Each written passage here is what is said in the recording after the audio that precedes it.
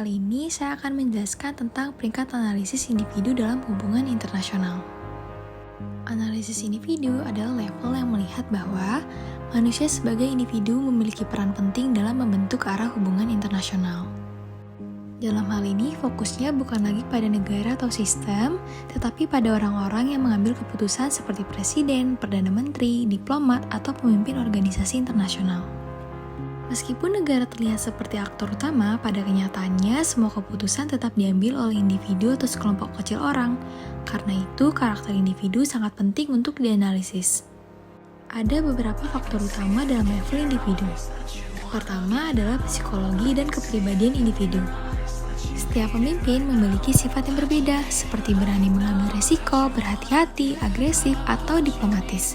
Sifat ini akan sangat memengaruhi cara mereka merespon situasi internasional.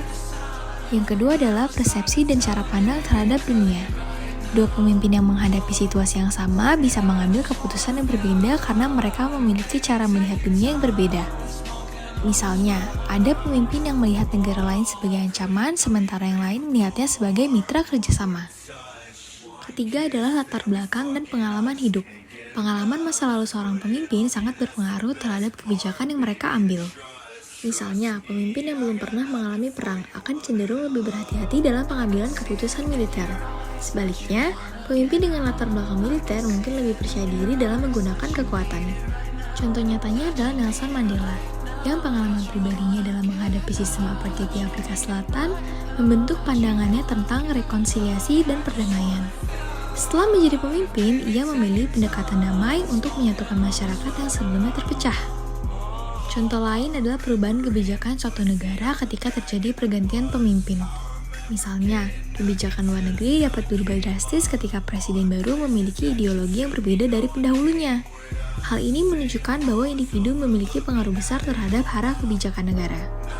Selain faktor psikologi, pengalaman, dan persepsi individu, terdapat juga faktor lain yang memengaruhi pengambilan keputusan dalam hubungan internasional, yaitu emosi dan tekanan situasi. Dalam kondisi tertentu, seorang pemimpin dapat mengambil keputusan secara cepat karena tekanan politik, ancaman keamanan, atau situasi darurat. Hal ini menunjukkan bahwa keputusan internasional tidak selalu dibuat secara rasional dan tenang, tetapi juga dapat dipengaruhi oleh kondisi emosional dan tekanan waktu. Selain itu, lingkungan di sekitar individu juga memiliki pengaruh besar. Pemimpin negara biasanya tidak bekerja sendiri, melainkan dikelilingi oleh penasihat, menteri, militer, dan kelompok elit politik lainnya. Saran dan informasi dari orang-orang di sekitar mereka dapat memengaruhi keputusan yang diambil. Karena itu, keputusan internasional seringkali merupakan hasil interaksi antara individu dan lingkungan politik di sekitarnya. Kemudian, media massa dan opini publik juga dapat memengaruhi individu sebagai pengambil keputusan. Di era modern, pemimpin negara harus mempertimbangkan reaksi masyarakat terhadap kebijakan yang mereka buat. Di era modern, pemimpin negara harus mempertimbangkan reaksi masyarakat terhadap kebijakan yang mereka buat. Jika suatu keputusan dianggap tidak populer, maka dukungan publik terhadap pemerintah bisa menurun. Oleh sebab itu, opini publik sering menjadi salah satu pertimbangan penting dalam kebijakan luar negeri.